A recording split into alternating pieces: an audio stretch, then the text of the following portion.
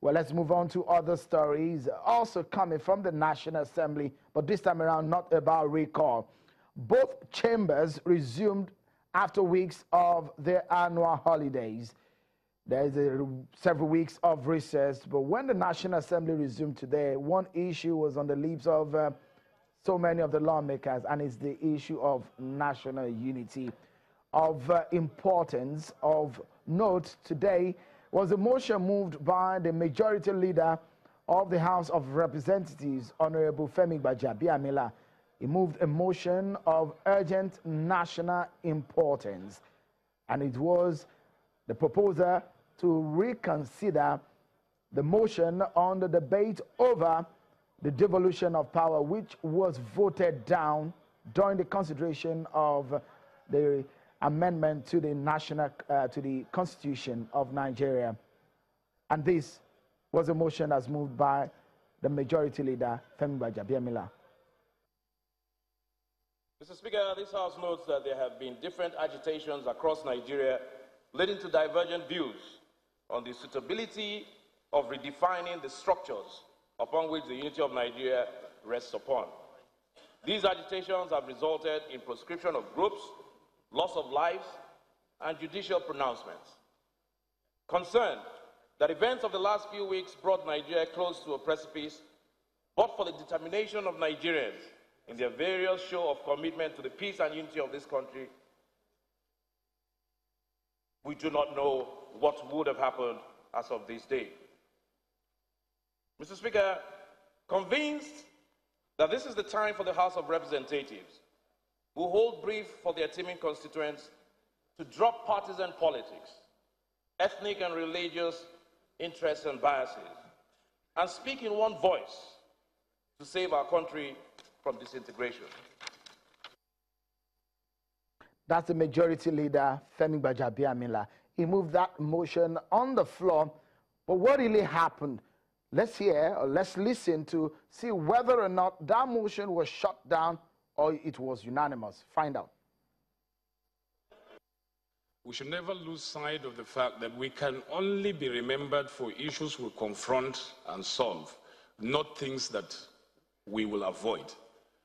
So certainly we will have to face this one, confront it quietly, and see what solutions we'll be able to provide. So I put the question. Those in favor of the motion say aye. Aye. Those against it say nay. The ayes have it. So the vote was put and the ayes have it. It then means that the House of Representatives will reconsider and revisit the devolution of power as considered in the debate over the amendment of the Constitution. Don't forget, that motion was part of the motions being moved in the consideration of the amendment of the Constitution, which did not sail through in that process when it was passed at the National Assembly. Now it has gone to the state assemblies. What will happen after now? Also, the lawmakers agree that there should be a committee that will sit down and look critically into the issue of national unity and not allowing Nigeria to disintegrate. Well, let's get talking on this one. I've brought a man who will give us a benefit of his several years of experience and is a senior advocate of Nigeria. Professor Epiphany Azinge joins us from our Abuja studio tonight on the program. Many thanks, Professor Azinge, for joining us on the program. Just how important is the devolution of power in the old scheme of the Constitution amendment and the issue of restructuring and the issue of whether or not there's no justice and fairness in the scheme of things in this country? Yeah, thank you very much. I want to say that I'm very thrilled with the recent development, especially what transpired today on the floor of the two chambers of the National Assembly. We note that ideally some of us considered the amendment proposed to the Constitution when they did shortly before they went on vacation as very hasty and ill-timed, because at that point in time, the issue of restructuring, amongst other things, they were all reverberating.